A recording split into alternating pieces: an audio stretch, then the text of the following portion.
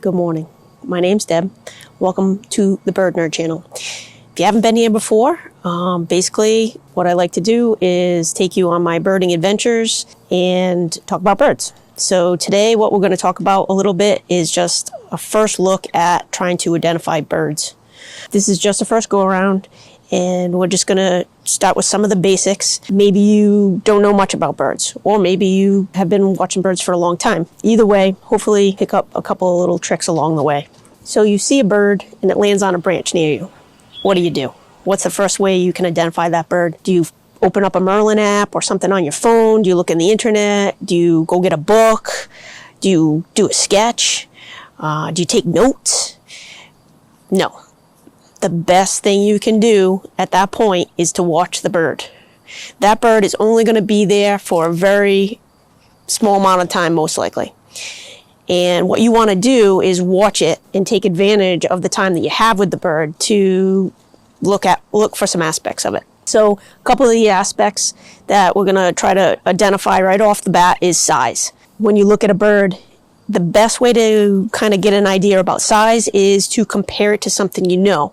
So if you do know any birds, like a robin, is it smaller than a robin? Is it larger than a robin? And is it the size of a crow? Things like that.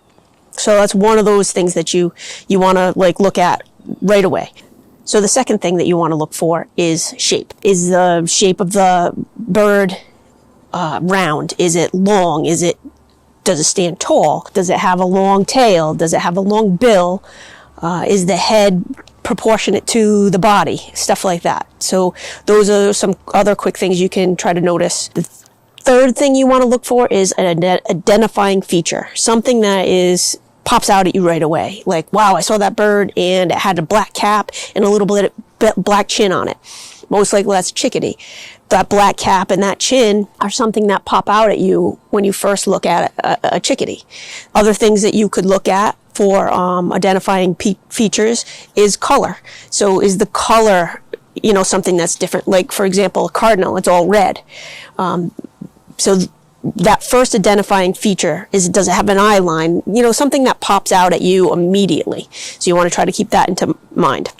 All of these things that we just talked about should be something you can pretty much do with only a few seconds. If you have more time, then that's when you take advantage of other things. You want to look at the bird, start at the head. We'll move from the head down to the tail. Is the head small? Is it large? Is there a color to the head? Does it have a pattern? What does the bill look like? Is it a thin bill? Is it a long bill? Is it a wide bill? Things like that help with identification when you go to look this bird up. Then look at the eye. A lot of times different birds have eye lines that kind of look like an eyebrow to us. Other times birds have like a white, they call it spectacle around the eye. A lot of times that'll pop out at you. Does the bird have a different color of an eye? Rufous towhees have red eyes. Red-eyed vireos have red eyes. So those are some things that you can pick up from looking at the bird. Then look at the back of the bird. Is the back of the bird's color the same as the head color? Is the back of the bird's color, does it have streaks? Is it different than the breast of the bird? Look at the wings after that. So wings on a bird, you want to look at the pattern of the wing, the color of the wing. Also, if there's wing bars. Now, wing bars on a bird are small or sometimes larger white bars that go through the wing pattern. And that's really helpful in identifying a lot of different types of birds. Are the wings long? Do they go past the tail? After that, you want to look at the belly of the bird. Is the belly a different color? Is it lighter, darker? Does it have streaks? Does it have dots? Is it the same color as the back? Are there any other distinguishing marks? Is it two-colored? After you look at the belly, look at the tail. Is it a long tail? Is it a short tail? How is the tail held? So a lot of hold it down. Some wrens hold their tail up. Does the tail have any distinguishing features on it? Is there marks? Like downy woodpeckers have little dots on their tail. Is the tail forked? Meaning at the end, does the tail go like this, or does the tail rounded? Obviously, the more information you get, the better you'll be able to identify the bird when you look through the book or use Merlin or whatever it is you end up doing. But these are really great pieces of information to grab from it if you have the time. After this, if you still get to see this bird for this long, then other things that you can look for are the behavior of the bird. Is the bird having quick movements? Does it land on a branch, go get an insect and then fly back to that same branch? Is it at the top of a tree?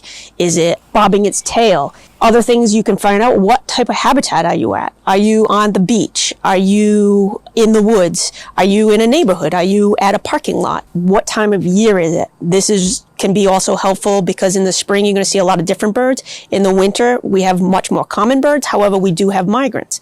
You're probably not going to see a dark-eyed junco in the middle of summer in Connecticut. So that can help you rule out that bird. And finally is the bird singing. Now, birds sing for a lot of different reasons. Bird song is very complex, and that's something we'll get into later. But if there's anything identifying or particular about the song, then try to note that and keep that in your head because that can be helpful. So all of these things will, hopefully you can pick up while you're watching the bird. But that's what's important, is observing that bird. Again, my name's Deb. We're going to continue with bird identification. We're going to work on single birds in the near future, and we're going to work on feeding birds and other things like that. So hopefully you have learned a little bit about trying to identify birds. Make sure you subscribe down below. Tell your friends. If you have other people that are interested in birds, let them know. And that's about it. Other than that, good birding and have a great day.